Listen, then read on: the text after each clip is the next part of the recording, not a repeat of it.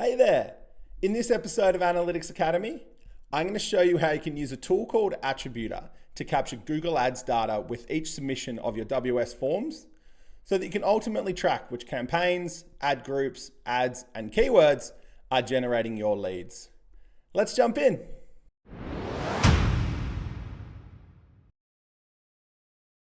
Attributor is a small bit of code you add to your website. When a visitor lands on your site, it detects where they came from and saves the data in a cookie. Then when they complete a form on your website, it writes the data into hidden fields in the form, and the data is captured by your form tool and can be sent to your CRM and other tools. Finally, you can use this data to run reports that show things like how many leads you got from your Google ads, how many customers you got from your Facebook ads, or how much revenue was generated from your SEO efforts.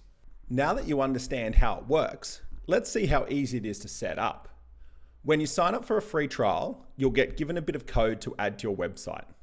You should just be able to copy it, go to the settings section of your site, and paste it in. You can also use tools like Google Tag Manager to add it in as well.